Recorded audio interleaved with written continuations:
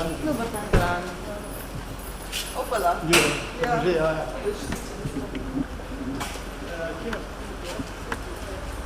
Joj, zdaj pa se mi nekaj skvarilo s pelino, ki se zajebavate. V redu. Kaj s pelino?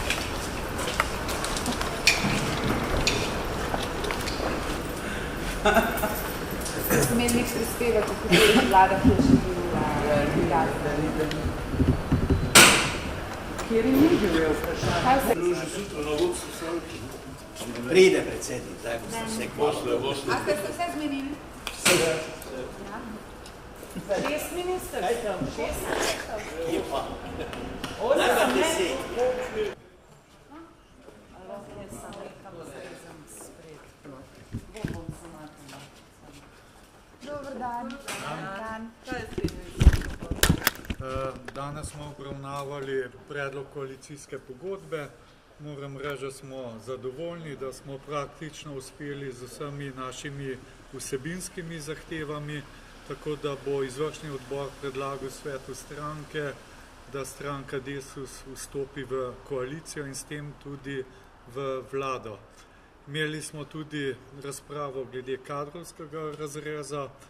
Po razrezu, ki ga ponuja mandatar, naj bi stranki Desus pripadalo 4 ministrstva. Moram reči, da smo pričakovali 5, vendar glede na to, da ta razprava glede delitev in razreza ministrstev še teče, pričakujemo, da se bomo v zvezi s tem še pogovarjali in da bomo našli tudi ustrezen kompromis.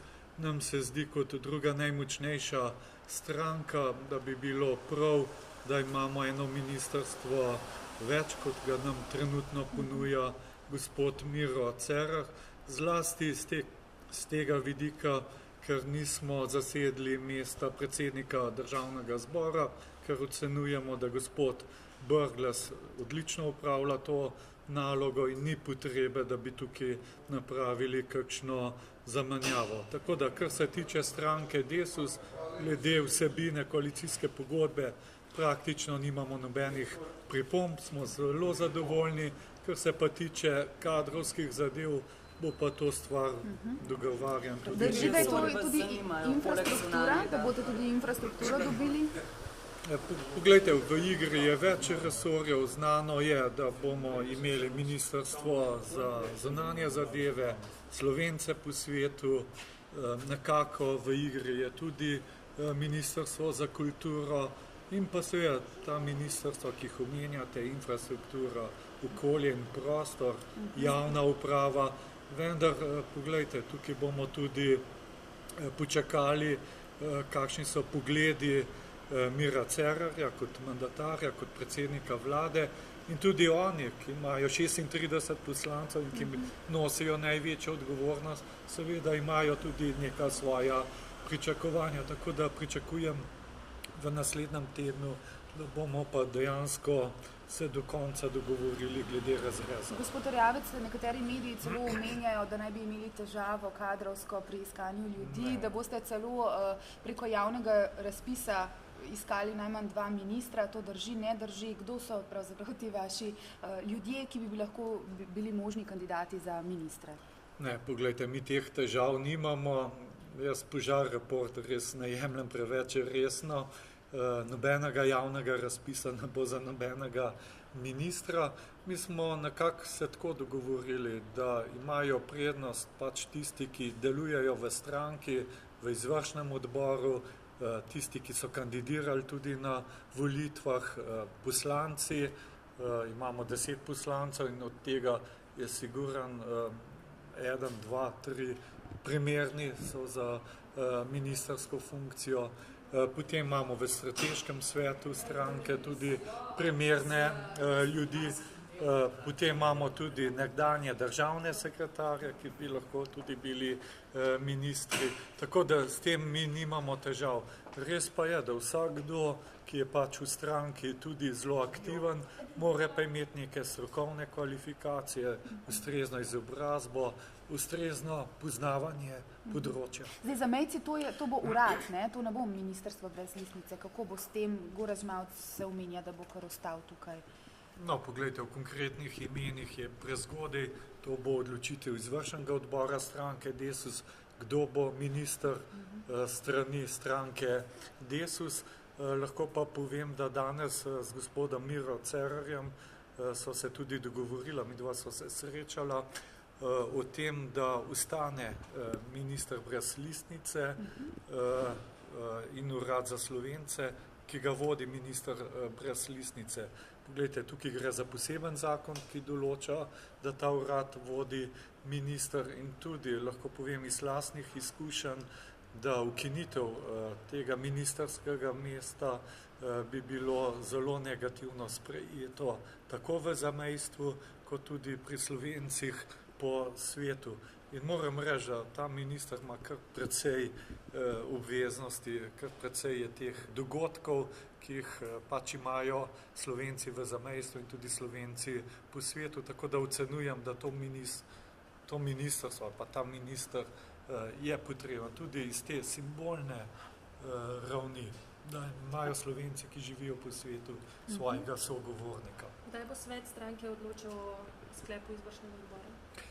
Tega še ne moremo oceniti.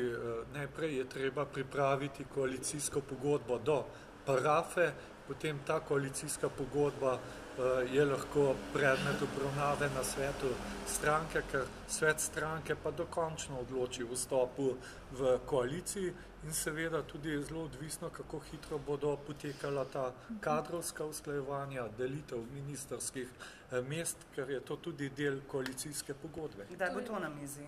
Ker jutri naj bi bil že osnutek, ne? Tretji osnutek. Ja, ampak kar se tiče kadrovskih zadev, jaz mislim, da bodo bolj končne odločitve v naslednjem tednu, konec naslednjega tedna. Torej parafa ni jutri za pričakovati, ne?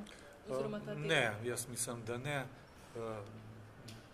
Zelo težko. No. Po izredni seji, torej verjetno po odločanju. Ja, poglejte, v ponedeljek bo ta izredna seja državnega zbora, gospod Miro Cerar bo seveda imel vso našo podporo in potem mislim, da se bodo aktivnosti zelo intenzivirale, kar se tiče kadrovskih zadev. Vam občutek pravi, da bodo v koaliciji 3 stranke ali 4? Poglejte, za stranko Desus to niti ni pomembno, to bo odločitev stranke Mira Cerarja, njih je odvisno, nas bo 3 ali 4 v vladi. Pri številu ministrstv verjetno je pomembno to tudi za stranko Desus. Mi zaradi vstopa zavezništva Alenke Bratušek v vladi ne bi zaradi tega izgubili ministrstvo. Kam se pa vi nagibate pri resorjih, ki ste jih omenili? Omenili ste infrastrukturo, potem kulturo, javno upravo, okolje in prostor. Kaj bi si želeli poleg zunanjega ministrstva pa zamejcev? Glejte, to je prezgodaj, to je odločitev tudi mandatarja. On mora napraviti nek razrez, dati tudi ponudbo, predlog in na podlagi tega se bomo odločali, kaj je tisto, kar je za nas najustrezneje. Je pa res, da bomo izhajali iz tega, da bi ponudili človeka, ki ima kompetence za vodenje posameznega resorja. In s tem ne bo težav pri iskanju ljudi, pravite? Ne vem, zakaj se spuščajo take stvari. Poglejte, mi imamo v stranki zelo veliko izkušenih ljudi, ki so bili direktorji, ki so bili tudi državni funkcionarji, tako da to ni problem, ampak očitno nekdo želi prikazati, da stranka Desus nima ustreznih kadrov. Jaz vam pa zagotavljam, da jih imamo. Ok, hvala lepa. Hvala. Hvala.